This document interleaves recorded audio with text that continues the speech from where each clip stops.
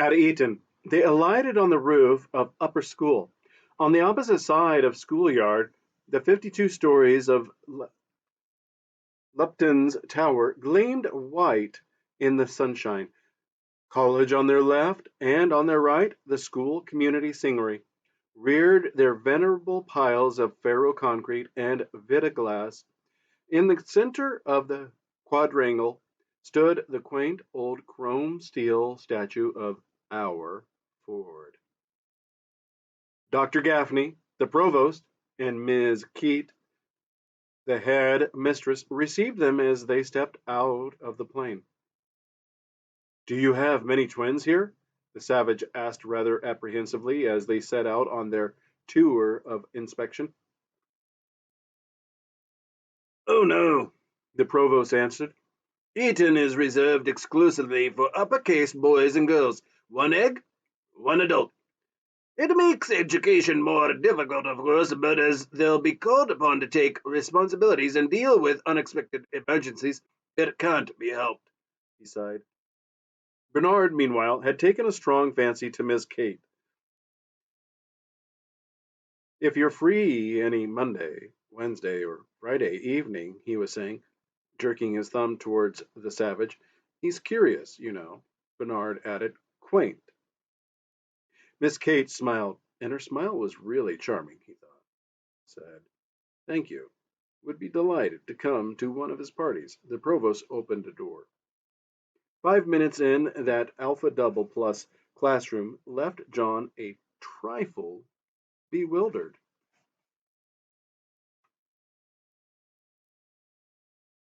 What is elementary relativity? He whispered to Bernard.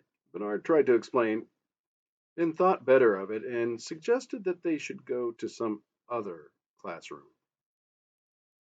From behind a door in the corridor leading to the Beta Minus geography room, a ringing soprano voice called, 1, 2, 3, 4, and then with a weary impatience, Are you there?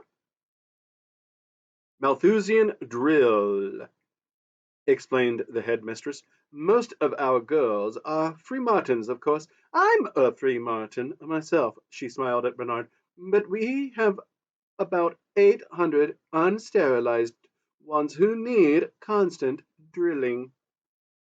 In the Beta Minus geography room, John learned that a savage reservation is a place which, owing to unfavorable climatic or geological conditions, or poverty of natural resources, has not been worth the expense of civilizing.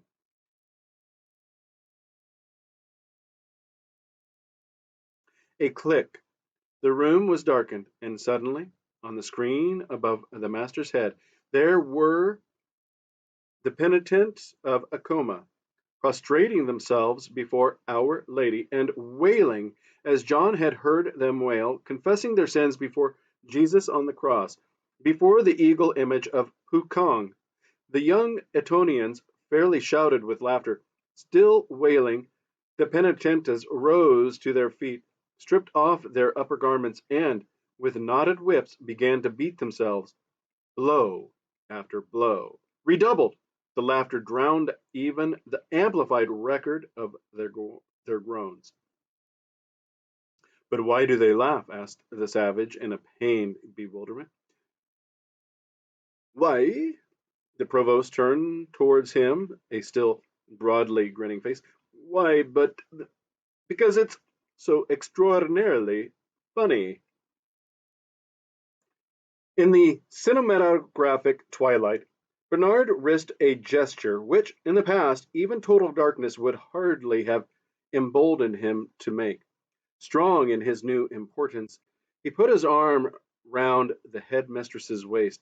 It yielded, willowy. He was just about to snatch a kiss or two and perhaps a gentle pinch when the shutters clicked open again. Perhaps we had better go on, said Miss Kate, and moved towards the door. And this, said the provost a moment later, is Hypnopedic Control Room. Hundreds of synthetic music boxes, one for each dormitory, stood ranged in shelves round three sides of the room. Pigeonholed in the fourth were the paper soundtrack rolls on which the various hypnopedic lessons were printed. You slip the roll in here, explained Bernard, interrupting Dr. Gaffney. Press down this switch. No, not that one, corrected the provost, annoyed. That one, then. The roll unwinds. The selenium cells transforms the light impulses into sound waves, and there you are, Dr. Gaffney concluded. Do they read Shakespeare? Asked the savage as they walked on their way to the biochemical laboratories past the school library. Certainly not, said the headmistress, blushing. Our library contains only books of reference. If our young people need distraction, they can get it at the Feelies. We don't encourage them to indulge in any solitary amusements.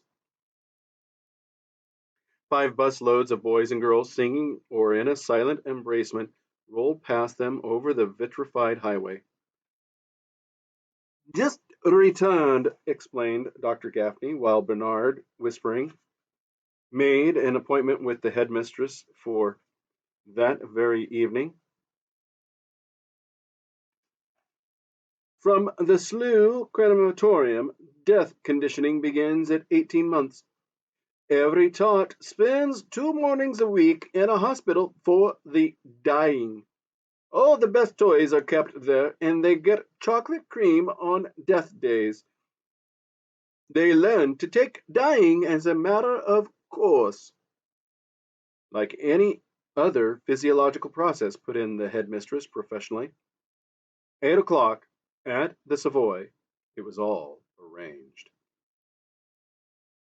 On their way back to London, they stopped at the Television Corporation's factory at Brentford. Do you mind waiting here a moment while I go and telephone? Asked Bernard. The savage waited and watched. The main day shift was just going off duty. Crowds of lower-caste workers were queued up in front of the monorail station, 700 or 800 Gamma, Delta, and Epsilon men and women with not more than a dozen faces and statures between them. To each of them, with his or her ticket, the booking clerk pushed over a little cardboard pillbox. The long caterpillar of men and women moved slowly forward.